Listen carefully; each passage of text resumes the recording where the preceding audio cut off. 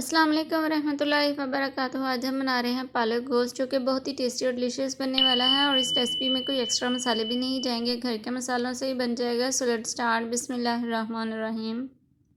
سب سے پہلے ہم 2 کلو پالک لیں گے، اسے اچھے سے صاف کر کے کٹنگ کر لیں گے، اور کٹنگ کرنے کے بعد اچھے سے دھو لیں گے۔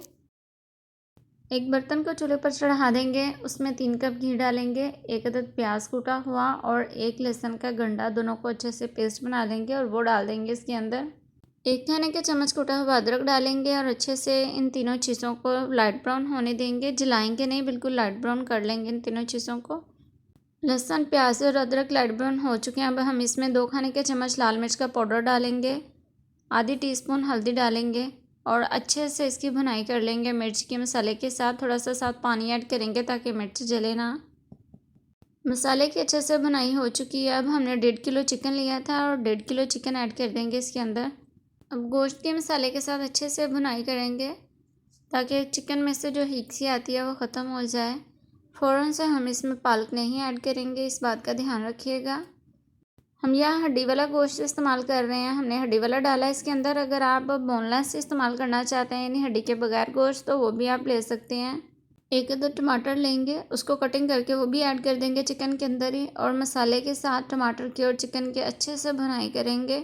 اگر آپ ہمارے چینل میں نئے ہیں تو پلیز جلدی سے ہمارے چینل کو سبسکرائب کر دیجئے، اس ویڈیو کو لائک اور شیئر کر دیں، اور بیل آئیکن کو کلک کر دیں تاکہ ہماری ہر آنے والی نئی ویڈیو آپ تک پہنچ سکے۔ اب ہم مزید اس میں ایڈ کریں گے 1 کھانے کا چمچ زیرہ، اور اچھے سے چکن کی بھنائی کریں گے مسالے کے ساتھ۔ دیکھیں ٹماٹر اچھے سے میلٹ ہو چکے ہیں، یعنی کہ سافٹ ہو گئے ہیں۔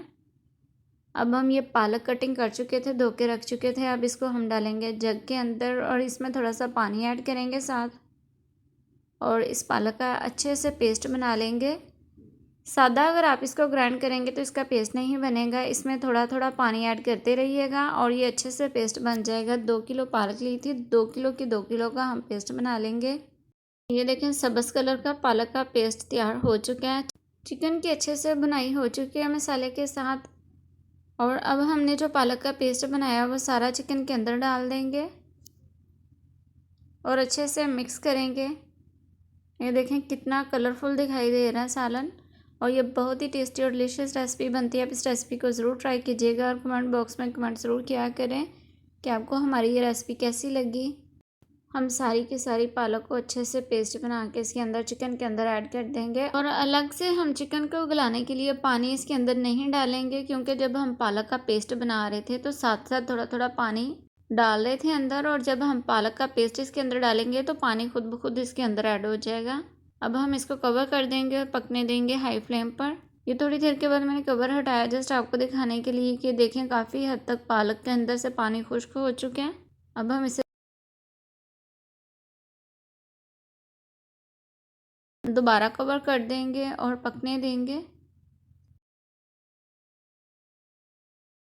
اچھے سے مکس کرنے کے بعد ہم نے اسے کور کر دیا تھا، اور کچھ دیر کے بعد میں نے کور ہٹایا، دیکھیں پانی اچھے سے خشک ہو چکے ہیں، گھی اوپر آ چکے ہیں۔ اب ہم ہائی فلیم کر کے اس کی اچھے سے بھنائی کر لیں گے پالک کی اور گوشت کی، یہاں تک کہ آئل الگ ہو جائے اور پانی اس میں سے بالکل خشک ہو جائے۔ اور اس وقت اب ہم نمک ٹیسٹ کر لیں گے، اگر ہمیں کم لگے گا تو نمک تھوڑا سا ایڈ کر لیں گے، 1 ٹی اسپون یا آدھی ٹی اسپون حسب ضرورت، کیونکہ پالک میں بھی نمک ہوتا ہے، اور اگر ہم پہلے سے ایڈ کر لیں گے تو نمک بہت زیادہ ہو جائے گا، اس لیے لاسٹ پہ ہی نمک اس میں ایڈ کیجیے گا۔ اس میں آپ پانی بالکل مت رکھیے گا، اگر آپ پانی رکھیں گے تو یہ بالکل ٹیسٹی نہیں بنے گی۔ اور لاسٹ میں ہم اس میں ایڈ کریں گے 1 کھانے کا چمچ گرم مسالہ پاؤڈر پسا ہوا، اور 2-3 منٹ کے لیے دم دے لیں گے۔ لیجیے مزیدار پالک گوشت ریڈی ہے، اب ہم اسے سرو کرتے ہیں،